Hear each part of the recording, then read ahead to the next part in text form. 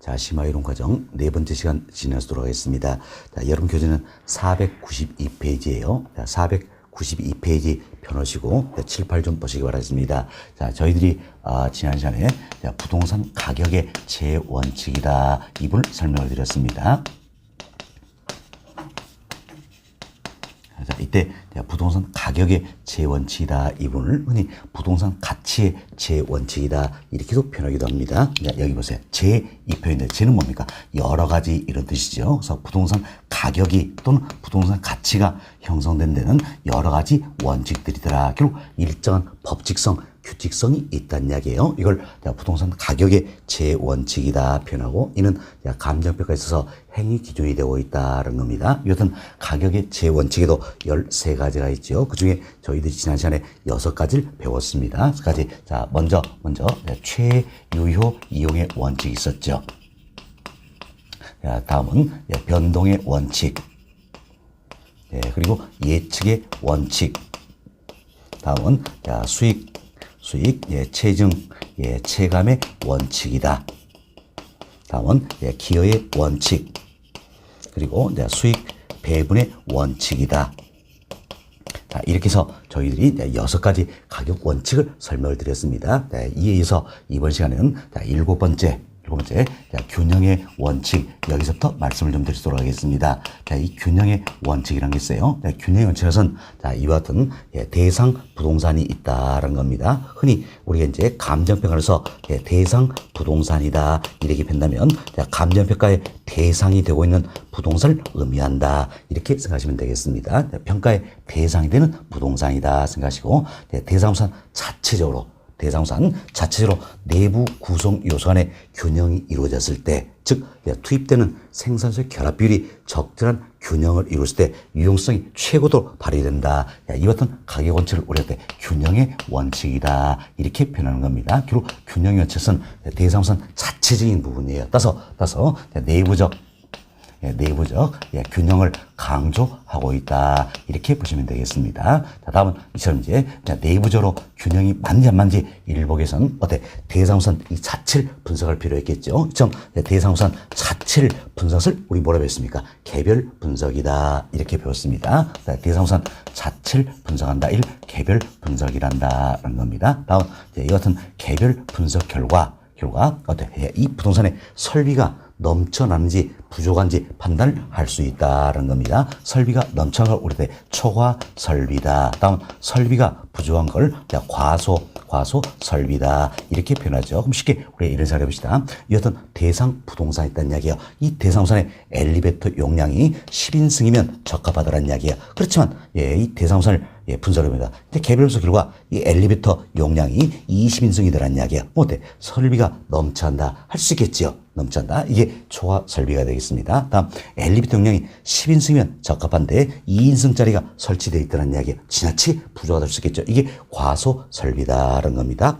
이처럼 초과 설비, 과설비 이를 판단할 수 있게 만드는 가격 원칙 바로 뭡니까? 균형의 원칙이다 그랬겠죠. 그럼 설비가 넘쳐나거나 부족하다면 내부적으로 균형이 맞아야 안 맞는다 할 수 있겠죠. 내부적인 균형이 깨졌다는 이야기예요. 즉 균형의 원칙에 어긋났다. 그래서 가치가 떨어진다 할 수 있겠죠. 이처럼 대상부산 자체적으로 제 기능을 다하지 못하여 가치에 손실이 온다. 이를 그래서 우리가 기능적 감가다 이렇게 표현하는 겁니다. 기능적 감가는 대상부산 자체적인 분이에요. 대상부산 자체적으로 제 기능을 다하지 못한다. 그래서 기능의 진부화, 이로 인한 가치 손실 말한다 이렇게 보시면 되겠어요. 그럼 방금 우리가 이뤘던 초과설비, 과설비 이 자체도 대상부산 자체로 제 기능을 다하지 못한다 할 수 있겠죠. 가치 손실이 온다. 기능적 감가 요인이 되겠다는 겁니다. 이 이외에도 기능적 감가 요인이 되는 건 여러 가지가 있습니다. 예를 들어서 이 대상부산의 설비의 분량이 있다는 이야기죠. 설비에 불량이 있다. 그럼 이론에서 대상우산 자체적으로 제 기능을 다한다 할 수 있어요? 없죠? 기능의 짐벌이나 가치손실이 발생한다. 이도 기능적 감가 요인이다 할 수 있겠죠? 또한 설비에 불량이 있다면 대상우산 자체로 내부적 균형이 맞아요? 안 맞죠? 내부적 균형이 깨졌다는 이야기예요. 그래서 가치의 손실이 오겠죠? 균형 원칙에 어긋났기 때문에 가치의 손실이 온다 할 수 있겠습니다. 또한 이 대상우산의 형식이 지나치게 구시화 됐다라는 이야기. 참 형식이 지나치게 구시화됨으로써 제 기능을 다하지 못한다 할 수 있겠죠. 그래서 기능적 감가 요인이 된다라는 겁니다. 지금 형식이 구시화된 경우도 어떻습니까? 내부적으로 균형이 맞아요? 안 맞죠? 내부적 균형이 깨졌다는 이야기예요. 즉 균형이 어긋났다. 그래서 이제 가치 손실이 오겠죠. 기능적 감가 요인이다라는 겁니다. 또한 이제 우리가 여러 차례 있지만 건물과 부지의 부적응이다라는 게 있습니다. 자, 이건 대표적으로 우리가 이런 예를 들었죠. 자, 건물과 부지의 부적응이다. 자, 부지 면적은 이렇게 넓습니다. 그런데 건물의 건축 면적이 지나치게 이렇게 협소하더란 이야기예요. 그럼 이때도 건물과 부지가 어울립니까? 어울리지 않습니까? 어울리지 않는다. 이걸 우리 건물과 부지의 부적응이다. 이렇게 표현할 수 있겠죠. 그럼 이때도 건물 자체적으로 또는 부지 자체적으로 제 기능을 다한다 할 수 있어요? 없죠? 따라서 기능의 짐벌의 가치손실, 기능적 감가 요인에 해당이 된다는 겁니다. 즉 설비가 넘쳐나거나 부족한 경우, 또 설비에 불량이 있는 경우, 형식이 구식화된 경우, 다음 건물과 부지 부적응 모두가 어떻습니까? 부동산 자체로 제 기능을 다하지 못해서 가치 손실이 오는 경우다. 모두가 기능적 감가 요인에 해당이 된다. 이렇게 생각하시면 되겠죠. 그래서 이들은 균형의 원칙과 관련된다. 이렇게 이해하시면 되겠습니다. 즉 균형의 원칙은 내부적 균형을 강조하고 있지요. 개별 분석과 관련된다. 초과설비, 과소설비를 판단돼 적용된 가격원칙이다. 기능적 감가의 이론적인 근거가 되고 있다. 이렇게 잘 이해하시면 되겠습니다. 이와 반드시 비교될 게 8번째 적합의 원칙이다 할 수 있겠습니다. 적합의 원칙이었어요. 적합의 원칙은 이렇게 생각하세요. 대상우산은 주변 환경과 어울렸을 때, 적합했을 때 유용성이 최고도로 발휘된다. 이것은 가격원칙이에요. 그래서 적합의 원칙은 어떤 외부적 균형을 강조하고 있다. 외부 환경과의 관계다라는 겁니다. 자, 예를 들어봅시다. 주택은 주거지역에, 상점은 상업지역에, 공장은 공업적인 입지야 유용성이 최고로 발휘된다 할 수 있겠죠? 왜?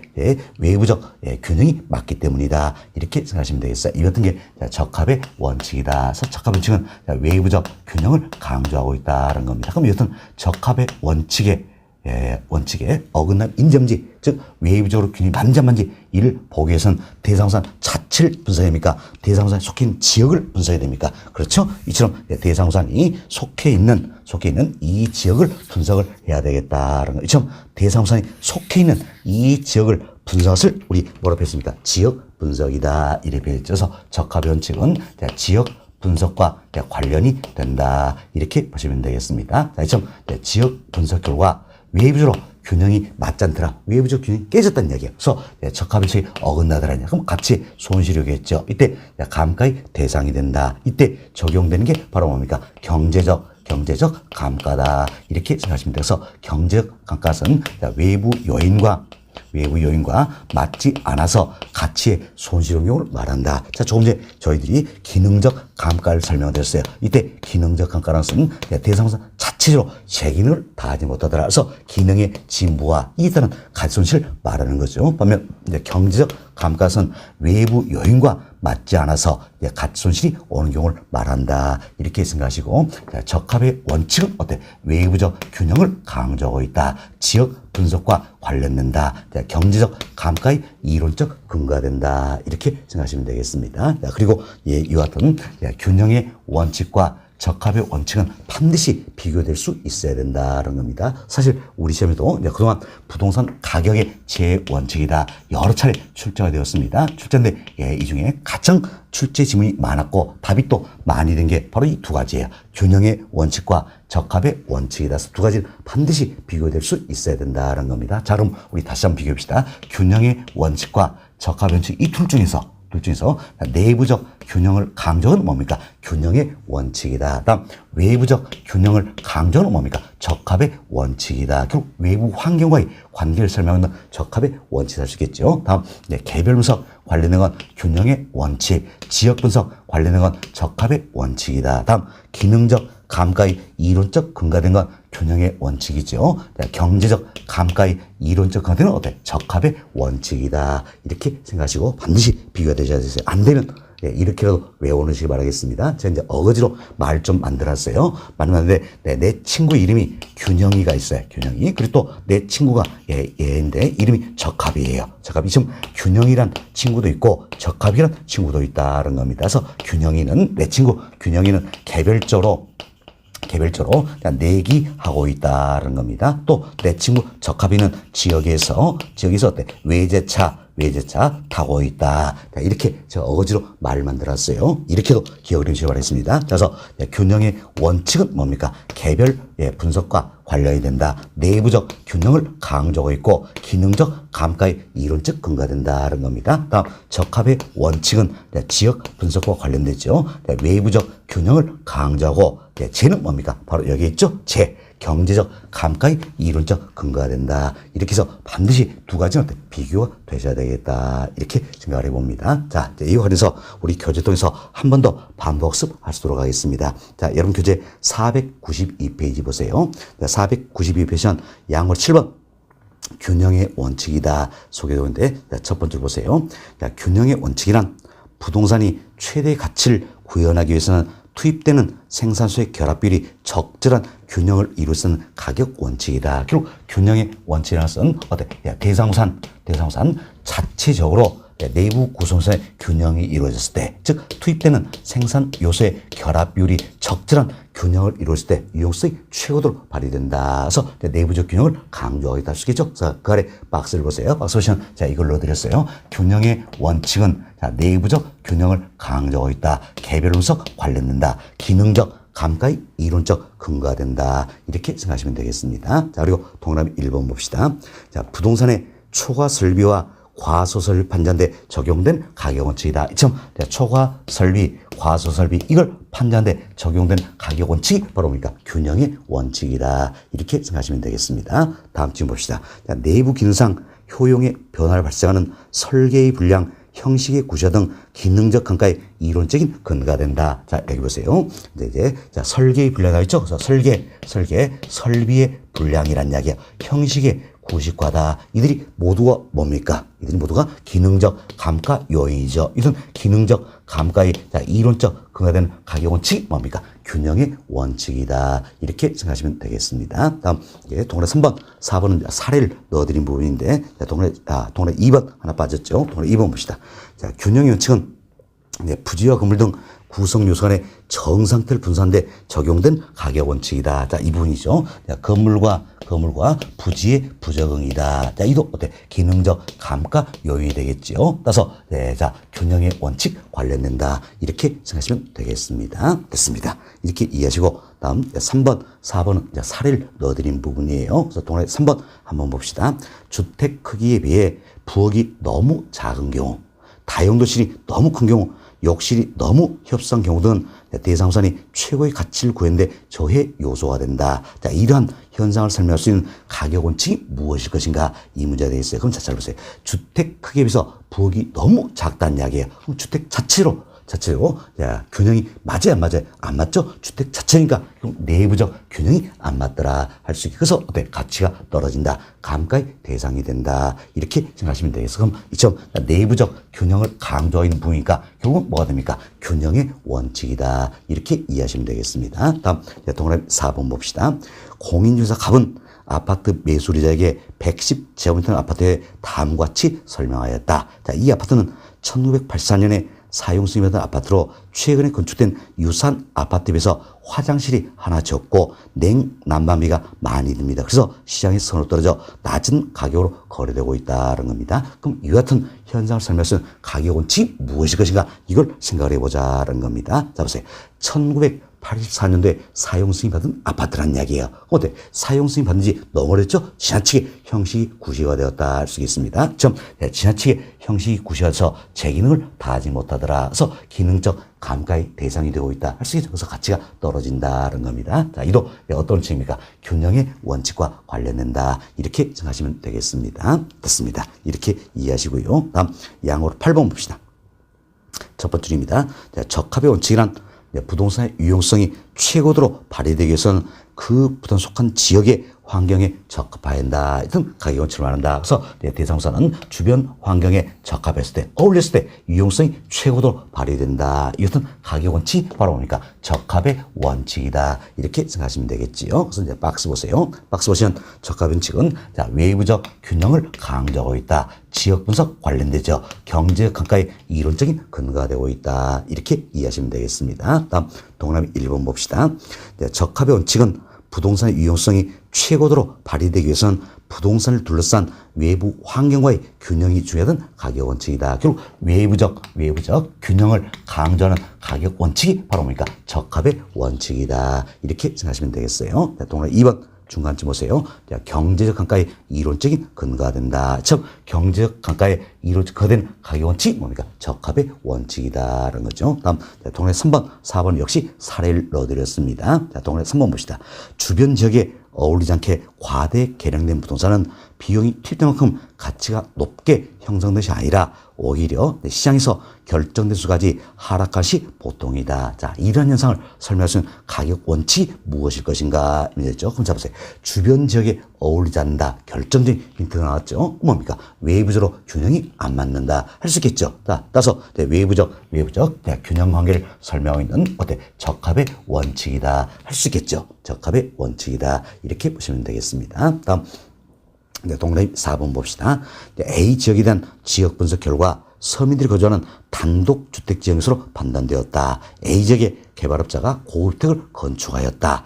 거래사례 배포를 적용하여 해당 고급주택을 평가한 가격이 건축 비용에 미치지 못하였다는 이야기예요. 그럼 이러한 현상을 설명할 수 있는 가격 원칙은 무엇일 것인가 생각해보자는 이야기예요. 자 보세요. 서민들이 거주하는 단독주택 지역에 고급주택을 건축한 거죠. 그럼 외부적으로 환경이 맞아요, 안 맞아요? 안 맞죠? 결국 외부적 균형이 깨졌다. 외부적으로 균형이 맞지 않다해서 가치에 소리 지른다. 경제적 감가의 대상이 되고 있다 할 수 있겠죠? 이는 어떤 칙입니까? 적합의 원칙과 관련된다. 이렇게 생각하시면 되겠습니다. 됐습니다. 자, 이렇게 해서 저희들이 이제 균형의 원칙, 적합의 원칙은 아주 세부적으로 설명드리고 비교도 해드렸습니다. 그리고 여러 가지 사례를 통해서 이 둘 중에 어디에 해당하냐 이분도 구분해봤습니다. 우리 시험은 지문으로 물을 수 있지만 또 사례를 통해서 가격 원칙을 묻기도 한다 생각하시고 이런 정도 연습하시면 되겠습니다. 여튼 대상우선 자체적으로 균형이 맞지 않는다는 이야기예요. 자, 이는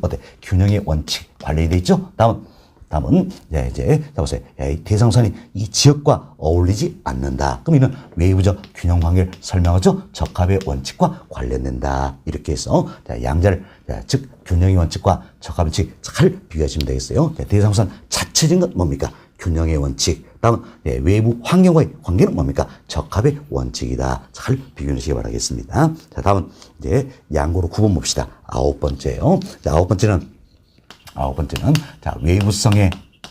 외부성의 원칙이라는 겁니다. 외부성의 원칙이라는 건데 이때 외부성은 우리 정책 변수였죠. 외부성은 결국 뭐랍니까? 외부 효과다. 이렇게만 생각하시면 되겠어요. 이렇게 생각하시면 크게 어려움이 없겠네요. 외부성은 외부 효과다. 이때 외부 효과라는 것은 외적인 요인에서 대상상 가치에 영향을 미치는 거죠. 그렇죠? 외적인 요인에서 대상사 가치에 긍정적인 영향을 미치지만 또 외적인 요인에서 대상사 가치에 부정적인 영향을 미칠 수 있다는 겁니다. 이때 긍정적인 영향을 미치는 걸 우리가 뭐라 표현합니까? 정의 외부 효과다. 즉 외부 경제다. 이렇게 표현했죠. 자, 이제 긍정적인 영향을 미치는 걸 정의 외부 효과, 외부 경제다. 이렇게 표현했고, 부정적인 영향을 미치는 걸 부의 외부 효과다. 또는 외부 불경제다. 이렇게 표현했습니다. 자, 이처럼 정의 외부 효과, 외부 경제가 나타난다면 대상사는 어떻습니까? 가치는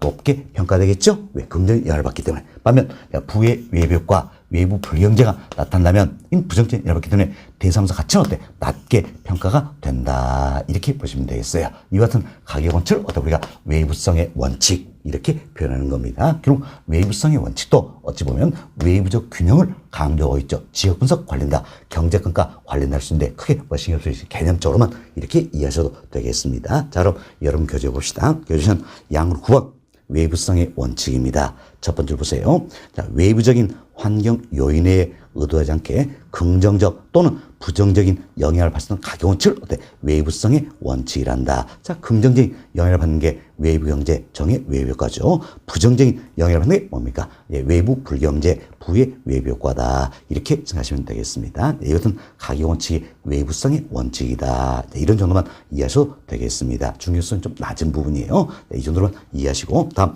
10번째 봅시다. 자, 10번째 보시면 대체의 원칙이다라는 게 나와 있습니다. 대체 원칙은 말 그대로 대체된다. 이 생각하시면 되겠죠? 그래서 부동산의 가격은 부동산 상환에 또는 지역 상환에 대체 경쟁 과정에서 형성된다. 자, 이것은 가격 원칙을 어떻게 우리가 대체의 원칙이다. 이렇게 이야기하는 겁니다. 자, 그럼 교재 보세요. 첫 번째 줄입니다. 부동산 가격은 부동산 상환, 지역 상환에 그 아래 중간쯤 대체 경쟁 과정에서 형성된다. 자, 이것은 가격 원칙을 뭐라 합니까? 대체의 원칙이다. 이렇게 이야기하는 겁니다. 자, 동그라미 1번 봅시다. 대체의 원칙에서 대체 관계가 성립되기 위해서는 부동산 상환의 용도나 효용, 가격 등에 있어서 동일성 또는 유사성이 있어야 된다는 겁니다. 즉, 대체가 이루어져서는 어때? 동일성 또는 어때? 유사성이 있어야 된다는 겁니다. 자, 흔히 차별성이 있어야 된다. 이런 표현이 나옵니다. 말은 그렇기도 해요. 보세요. 그렇지만 차별성이 있다면 대체가 됩니까? 안 됩니까? 안 되겠죠? 안 되겠죠. 그래서 차별성, 이건 잘못된 표현이 된다 생각하시고, 동일성 또는 어때? 유사성이 있어야 된다. 그래서 대체가 성립되기 위해서는 부동산 상환의 용도나 효용, 가격 등에 있어서 동일성 또는 어떤 유사성이 있어야 된다. 이렇게 생각하시면 되겠습니다. 다음, 동그라미 2번 내용이요. 자, 동그라미 2번은 우리가 합시다. 효용이 동일하다는 이야기예요. 그럼 효용이 동일하면 가격이 가장 낮은 게 선택된다는 겁니다. 뭐 때문입니까? 대체가 되기 때문이죠. 만약에 대체가 되지 않는다면 효용이 동일할지도 반드시 가격이 가장 낮게 선택할 수가 없다는 이야기예요. 대체가 되기 때문이다. 그래서 어때? 대체의 원칙. 자, 이와 관련된다. 생각하시면 되겠습니다. 그래서 효용이 동일하면 가격이 가장 낮은 부동산이 선택되고, 가격이 동일하면 효용이 가장 높은 부동산이 선택된다. 이때 선택된 부동산 가격은 다른 부동산 가치 형성에 영향을 미치게 된다. 이것은 가격 원칙이 바로 뭡니까? 대체의 원칙이다. 이렇게 생각하시면 되겠습니다. 또한 동그라미 3번 대체 원칙은 앞으로 우리가 배우셔야 될까요?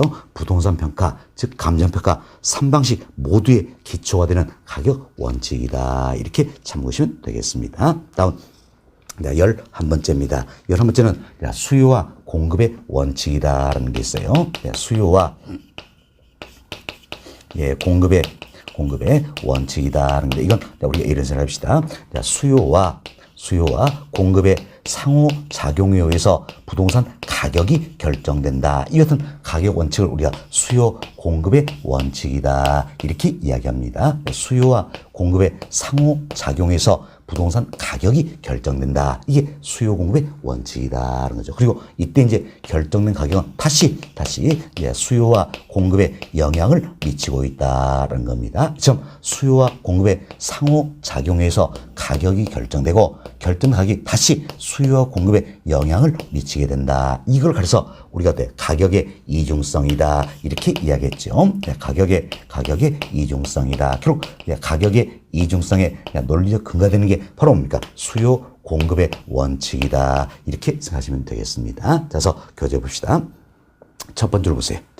부동산 가격은 수요 공급의 상호작용에서 결정되는 가격 원칙이 뭡니까? 수요와 공급의 원칙이다 생각하시고, 그 다음 주세요. 부동산 가격의 이중성을 나타내는 이론적 근거가 된다. 즉 부동산 가격의 이중성에 이론적 근거가 되는 게 바로 수요 공급의 원칙이다. 이렇게 생각하시면 되겠습니다. 이 정도로만 간단히 이해하시고 다음 페이지 봅시다. 다음 페이지는 12번째 경쟁의 원칙이라는 게 있습니다. 자, 경쟁의 원칙이다. 이건 말 그대로 경쟁, 이로 인해서 가격이 형성된다. 그 이야기예요. 사실 초과 이윤이 존재합니다. 지금 초과 이윤이 존재한다면 이 초과이윤을 서로 나누기 위해서 어떻습니까? 경쟁이 이루어진다는 겁니다.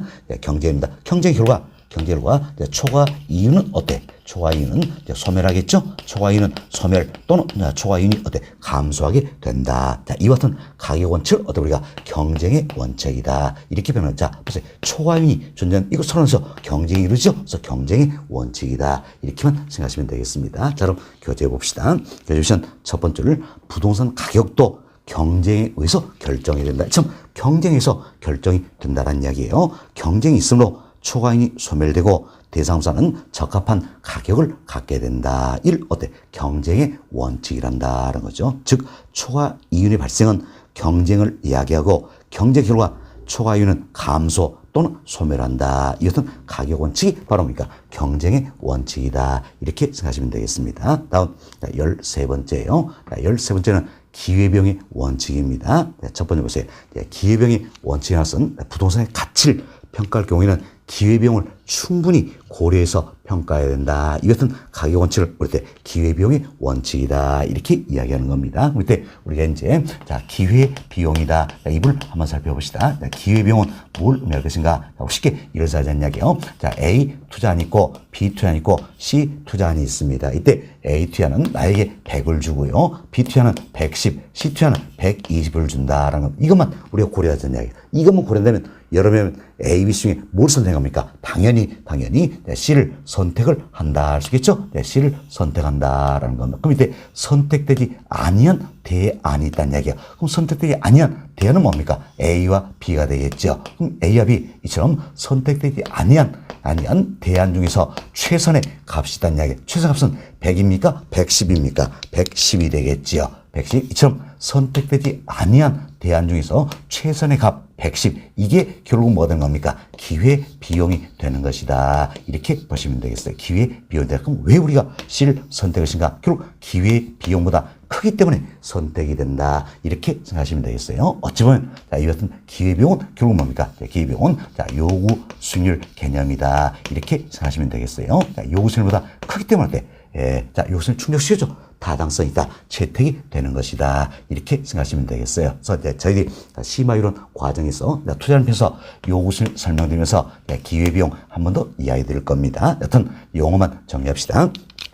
기회비용이라는 것은 선택되지 아니한 대안 중에서 최선의 값을 말한다. 그래서 요구수익률 개념이다. 이렇게 생각하시면 되겠어요. 됐습니다. 그럼 여하튼 기회비용을 충분히 고려해서 평가가 돼야 된다. 이것은 가격 원칙이 바로 뭡니까? 기회비용의 원칙이다. 이렇게 생각하시면 되겠습니다. 이 정도 이해하시고 다음 여름 교재 세 번째 끝부분 보세요. 그 보시면 사례를 하나 넣어드렸습니다. 도심 지역의 공업 용지가 동일한 효용을 가지고 있는 외곽 지역의 공업 용지보다 더 높은 시장 가격으로 거래되는 현상이다라는 겁니다. 자, 이는 어떤 시가 관련돼서 살펴보자는 이야기예요. 자, 보세요. 이제 효용은 동일합니다. 동일하지만 도심 지역의 공업 용지가 외곽 지역의 공업 용지보다 더 높은 가격으로 거래된다. 뭐 때문입니까? 바로 도심 지역의 기회비용이 크기 때문이다. 이렇게 생각하시면 되겠지요. 따라서 기회비용의 원칙에서 설명할 수 있다. 이런 정도 이해가 좀 되시면 되겠습니다. 자, 이렇게 해서 저희들이 이제 부동산 가격의 제 원칙이다. 이렇게 해서 13가지를 말씀을 드렸습니다. 최유효 이용 원칙, 변동의 원칙, 예측의 원칙, 수익 재정 체감의 원칙, 기여의 원칙, 수익 배분의 원칙 썼죠. 그리고 오늘 우리가 이제 균형의 원칙, 적합의 원칙, 외부성의 원칙 이야기 드렸습니다. 다음 대체의 원칙, 수요 공급의 원칙, 경쟁의 원칙, 기회비용의 원칙, 이걸 다 말씀드렸다는 겁니다. 참 13가지 되기 때문에 굉장히 많다는 이야기예요. 따라서 여러분이 13가지 중에서 꼭 기억하셔야 될 부분이 있습니다. 꼭 기억하실 게 바로 이제 양고로 2번 두 번째 나와 있는 변동의 원칙, 그리고 양고로 5번에 나와 있는 기여의 원칙, 그리고 양고로 7번 균형의 원칙, 양으로 8번 적합의 원칙, 양으로 10번 대체의 원칙, 이 5가지만 해도 꼭 기억을 하셔야 된다는 겁니다. 이도 많다. 그럼 어쩔 수 없어요. 하늘의 뜻을 맡기고 2가지 두 가지 뭡니까? 균형의 원칙과 적합원칙, 이것만 해도 꼭 기억을 하셔야 된다. 그래서 우리가 균형의 원칙, 적합원칙 잘 기하자 이러면서 어때? 이제 어거지로 말을 만들어서 여러분께 소개해드렸죠? 내 친구 균형이가 있다라는 겁니다. 그리고 내 친구 적합이가 있다라는 거. 이때 균형이는 어때? 개별적으로 내기하고 있고, 적합이는 지역에서 외제차 타고 있다. 이렇게도 기억을 했어서 균형의 원칙은 개별 분석 관련되고 내부적 균형을 강조한다. 기능적 감가에 근거가 되고 있다. 적합이는 적합 원칙은 지역 분석 관련된다. 외부적 균형을 강조한다. 경제적 감가에 근거가 되어 있다. 이것만 해도 잘 기억을 좀 해놓자. 이렇게 말씀드리고 싶습니다. 자, 내일까지 이야기드리고 다음은 예제 한번 풀어보도록 하겠습니다. 지난 28회 때 출제된 문제가 되겠네요. 예제 봅시다. 다음 부동산 현상 및 부동산 활동을 설명하는 감정평가 이론상 가격 원칙을 순서대로 나열한 것은, 자, 박스 봅시다. 박스 보시면 첫 번째 점입니다.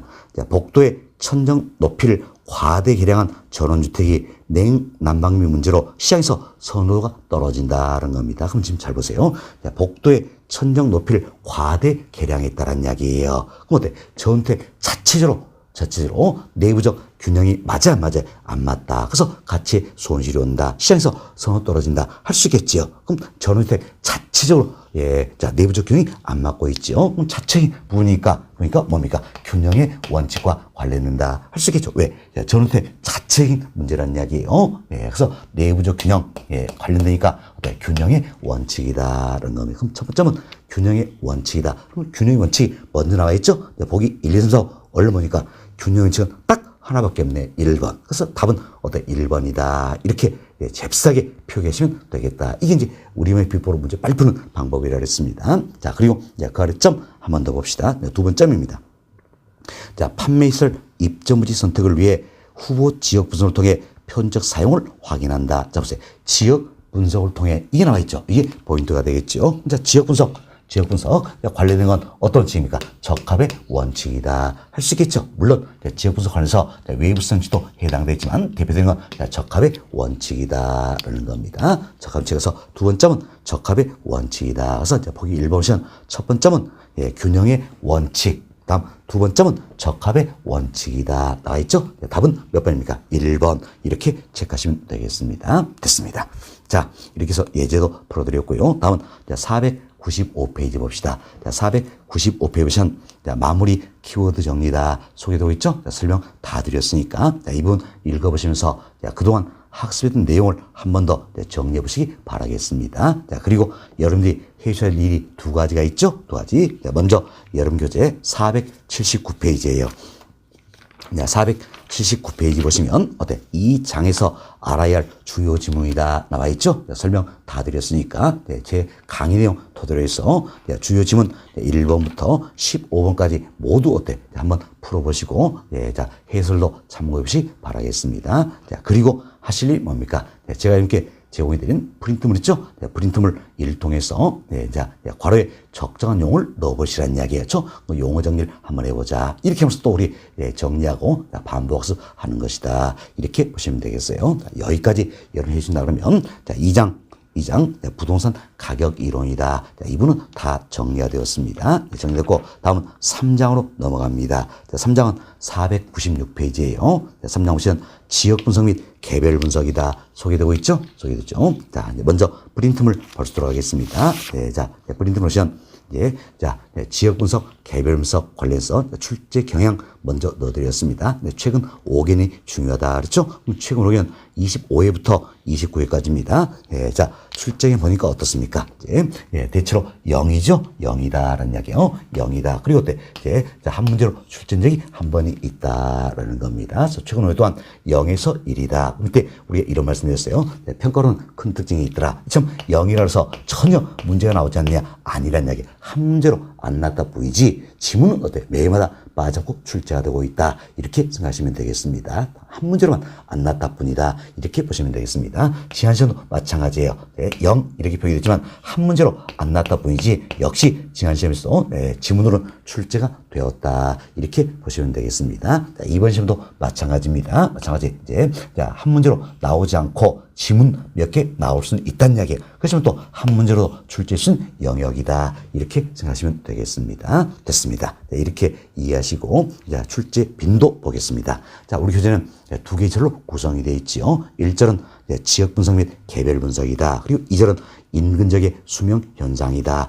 두 개의 절로 구성인데 대체로 우리 시험은 1절 지역 분석, 개별 분석 여기에서 출제되고 있다 생각하시면 되겠습니다. 2절 인근적의 수면상이다. 사실 이분은 13회 시험인가요? 이때까지는 거의 매우 다 빠져고 출제인 영역이었어요. 그러나 그 이후에는 거의 출제가 안 되고 있다. 이렇게 생각하시면 되겠어요. 그래서 2절은 과감히 생략합니다. 그래서 본 과정에서도 1절 중심으로 이렇게 설명을 좀 드리고자 한다. 이렇게 보시면 되겠습니다. 그래서 프린트물 소개를 좀 해드렸고요. 다음 여름교재 자 496페이지 보세요. 496페이지는 이 장에서 알아야 할 주요 지문이다 나와 있죠. 이분은 이제 3장 지역 분석 및 개별 분석이다.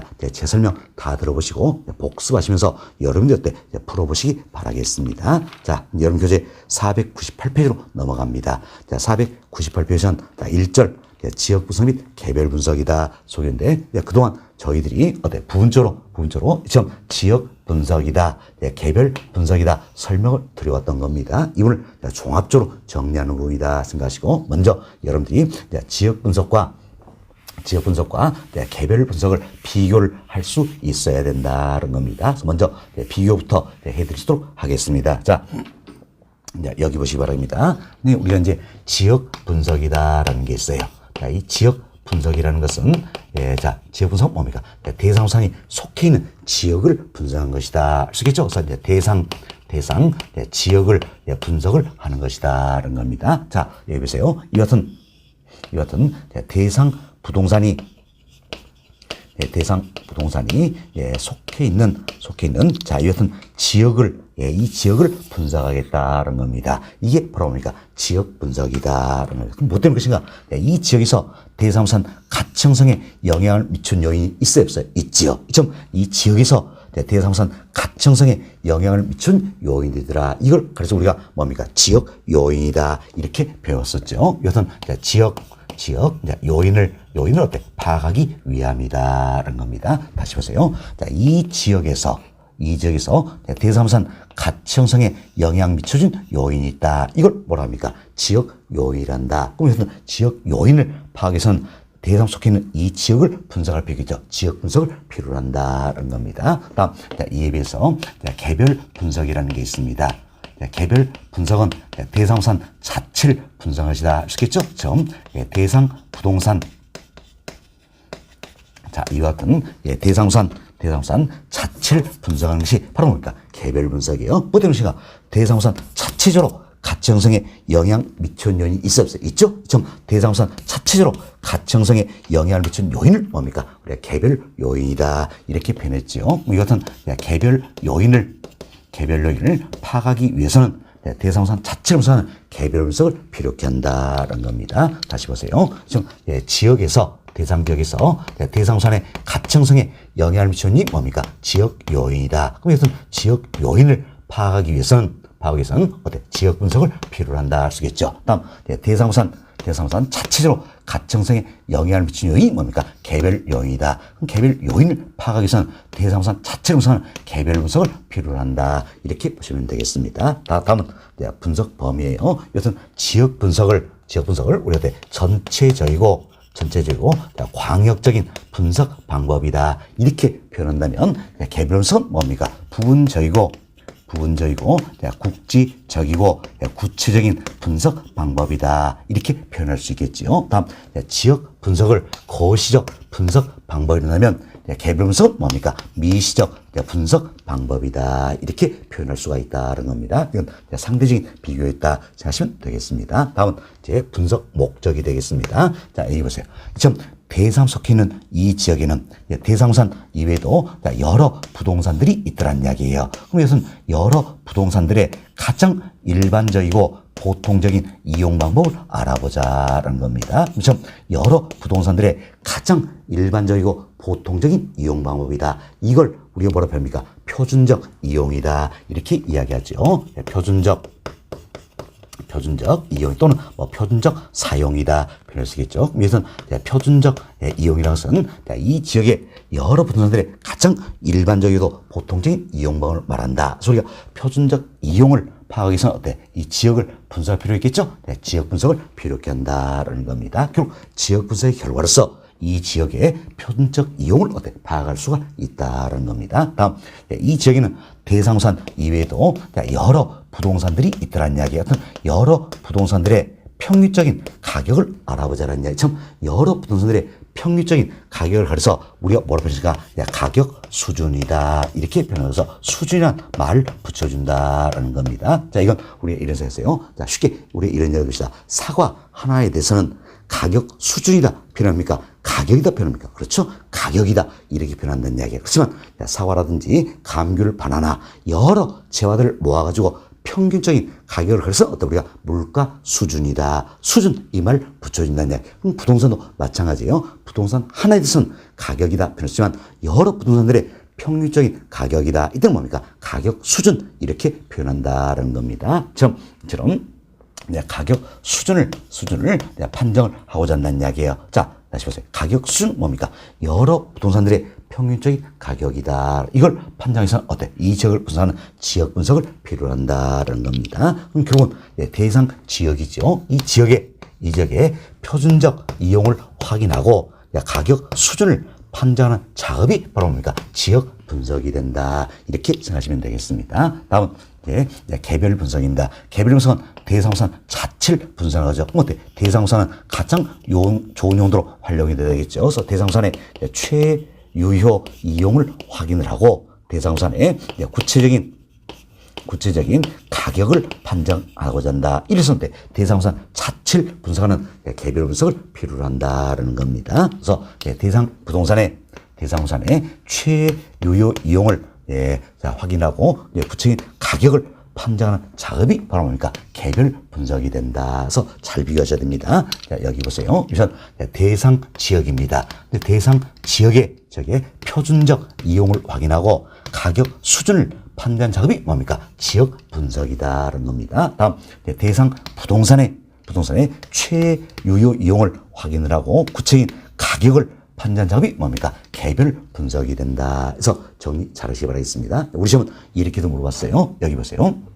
우선 대상 지역의 표준적 이용을 확인하고 대상 부동산의 구체인 가격을 산정한 작업을 지역 분석이란다. X 잘못되어 있지요. 자, 대상 부동산의 구체인 가격을 산정한 지역 분석입니까? 개별 분석입니까? 그렇죠? 개별 분석이다. 이렇게 보셔야죠. 그래서 정확히 표현하면 대상 지역의 표준적 이용을 확인하고 가격 수준을 판정하는 작업이 뭡니까? 지역 분석이다. 이렇게 보시면 되겠습니다. 다음 선후 절차를 따라합시다. 자, 지역 분석, 개별 분석 뭘 먼저 할 것인가? 선후 절차를 따라오겠는데 이 같은 대상 부동산이에요. 대상우산이 최유효 이용이 되기 위해서는 이 지역의 표준적 이용의 범위 내에 있어야 된다는 이야기예요. 자, 사실 표준적 이용의 범위를 벗어버리면 최유효 이용이다 할 수 있어요, 없어요? 없다. 물론 예외는 있어요. 일반적으로 표준적 이용의 범위를 벗어버리면 최유효 이용이다 할 수가 없다라는 겁니다. 그래서 먼저 뭘 알아야 됩니까? 표준적 이용을 알아야 되겠죠. 그래서 이 지역의 표준적 이용을 확인하고 표준적 이용의 범위 내에서 대상우산의 최유효용을 확인을 하게 된다. 또한 이 지역의 여러 부동산들의 평균적 가격인 가격 수준을 먼저 판정하고 이 가격 수준 범위 내에서 대상우산의 구체적인 가격을 판정을 하게 된다. 결국 뭘 먼저 하는 겁니까? 지역 분석을 먼저 한다. 그래서 선 지역 분석, 후 개별 분석이다. 이렇게 정확히 잘 기억하셔야 됩니다. 자, 뭘 먼저 합니까? 지역 분석을 먼저 한다. 우리 시험 이것도 단골 메뉴예요. 자, 지역 분석을 먼저 하고 지역 분석의 결과를 토대로 해서 이제 개별 분석을 하게 된다. 그래서 선 지역 분석, 후 개별 분석이다. 이렇게 잘 이해했어요. 뭐 때문입니까? 보세요. 이 대상우산의 최유효 이용이 되기 위해서는 이 지역의 표준적 이용의 범위 내에 있어야 한다서 뭘 먼저 파괴됩니까? 표준적 이용을 먼저 파괴한다서 지역 분석을 먼저 하고 일토에서 개별 분석이 이루어진다는 겁니다. 다음 관련된 토지 특성 한번 살펴봅시다. 대표로 지역 분석 관련된 건 뭡니까? 부동성, 인접성이 되겠지요. 자, 보세요. 이제 이 토지는 움직이지 않습니다. 그래서 이 지역으로부터 영향을 받을 수다. 또 인접됐으니까 이 지역으로부터 영향을 받을 수 있겠지요. 그래서 이제 지역 분석은 결국 부동성, 인접성과 관련이 된다 생각하시고, 다음, 이제 개별 분석입니다. 개별 분석은 토지마다 분석하죠. 뭐 됩니까? 모두가 다르기 때문이다. 그래서 개별성 관련이 된다. 물론, 최유효용 관련해서 용도의 다양성, 부증성도 포함시켜 볼 수 있겠죠? 하지만 가장 대표적인 건 개별성이다 생각하시고, 부동성, 인접성 이면서 지역 분석을 필요케 하는 것이고, 개별성, 그래서 개별 분석을 필요케 한다. 이렇게 보시면 되겠습니다. 또한 우리가 배웠던 가격 원칙과 연결시켜 보자는 이야기요. 보시면 어떤지 지역 분석은 적합의 원칙과 관련이 되어 있지요. 외부적 균형을 강조하고 있다. 경제적 감가 관련될 수 있겠습니다. 자, 반면 개별 분석입니다. 개별 분석 어때? 균형의 원칙과 관련이 되어 있다. 이는 내부적 균형을 강조하고 있다. 기능적 감가에 근거된다. 이렇게 보시면 되겠습니다. 자, 그래서 저희들이 이제 지역 분석, 개별 분석을 비교를 다 해드렸습니다. 특히 이분 잘 기억하세요. 자, 대상 지역의 표준적 이용을 확인하고 가격순 판단점이 지역 분석이다. 다음 대상 부동산의 최유효 이용을 확인하고 구체적인 가격을 판단하는 점이 개별 분석이다. 그래서 용 하나하나 다 조심하시고요.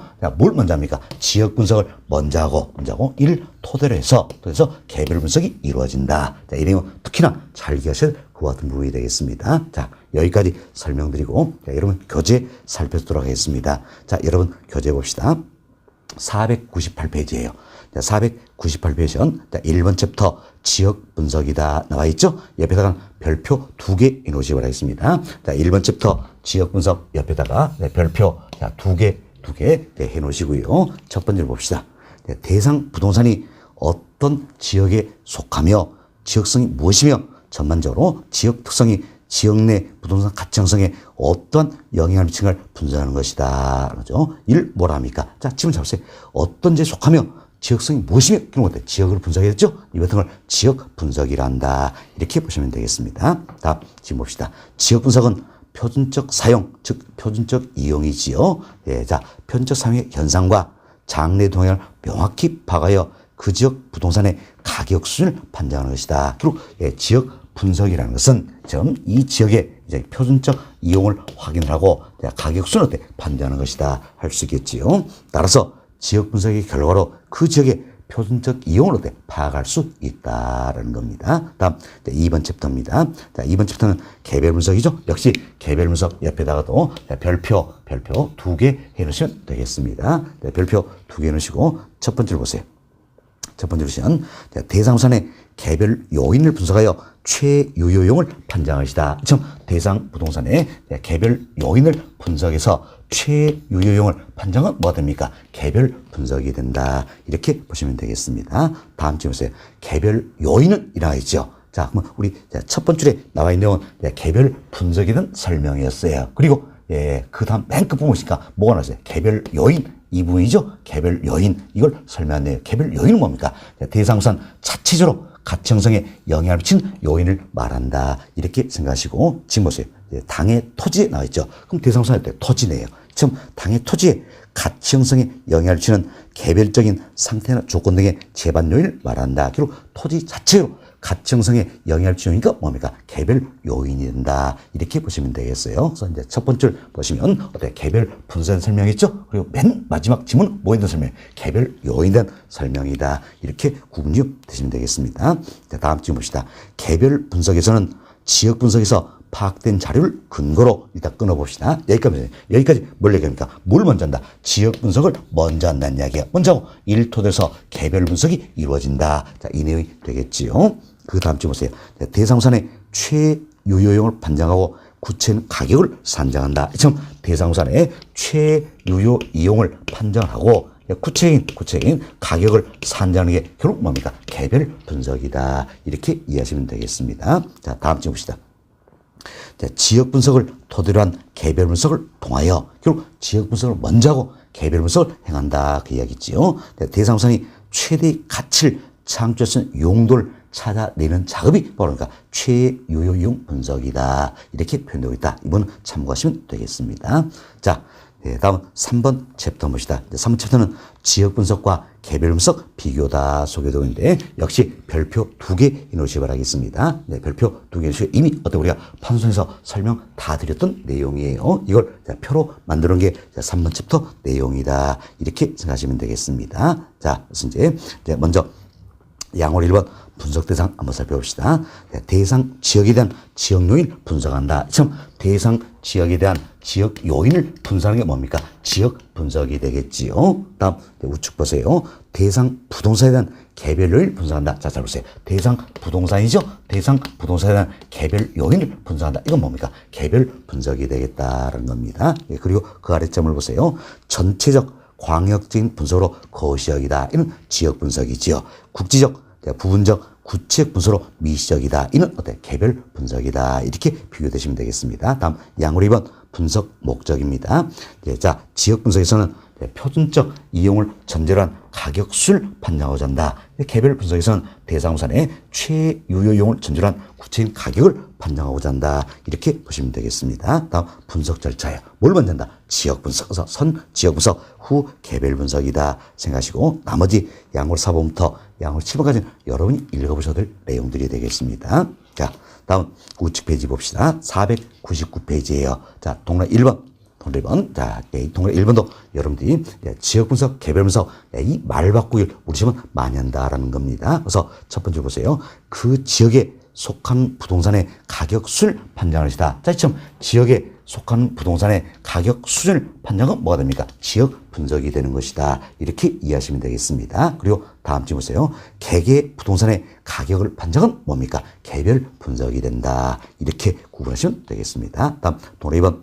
일반적으로 지역 분석을 먼저 한다 그랬죠? 지역 분석 결과에 기초하여 개별 분석을 한다. 그래서 선 지역 분석, 후 개별 분석이다라는 겁니다. 다음 동그라 3번. 자, 부동산의 감정평가 구할 때는 자, 이처럼 대상 부동산의 구체적인 가격을 구하고자 한다는 이야기예요. 자, 이때는 자, 먼저 지역 분석을 통하여 인근 지역의 가격 순을 파악하고 그 가격 순 중에 있는 개개 부동산의 가격을 판단해야 한다. 그럼 뭘 먼저 합니까? 지역 분석을 먼저 하고 일토대로 개별 분석이 이루어진다. 이렇게 이해하시면 되겠습니다. 다음 동그라 4번. 지역 분석은 자, 우리 에서 배웠죠. 지역 분석은 뭡니까? 적합의 원칙과 관련이 있고 개별 분석은 균형의 원칙과 관련이 있다는 겁니다. 동그라 5번. 지역 분석은 당해 지역을 전체적이고 거인 차원에서 분석한다. 이처럼 지역 분석은 이 지역을 전체적이고 거시적인 차원에서 분석한다. 이 내용이 있지요. 자, 따라서 지역 분석은 전체적 광역적인 개념에 비하여 개별 분석은 어떻습니까? 자, 부분적이고 국지적인 개념이다. 이렇게 생각하시면 되겠습니다. 이런 의도로 이해하시고, 자, 다음은 네 번째 챕터가 있습니다. 자, 네 번째 챕터는 지역 분석의 대상지역이다. 하는데, 지역 분석의 대상이 되는 지역이 있다는 겁니다. 자, 여기에 대한 설명이 되겠는데, 이 부분은 다음 시간에 여러분께 구체적으로 좀 이야기 좀 드리도록 하겠습니다. 자, 이번 시간 여기까지 정리하도록 하겠습니다.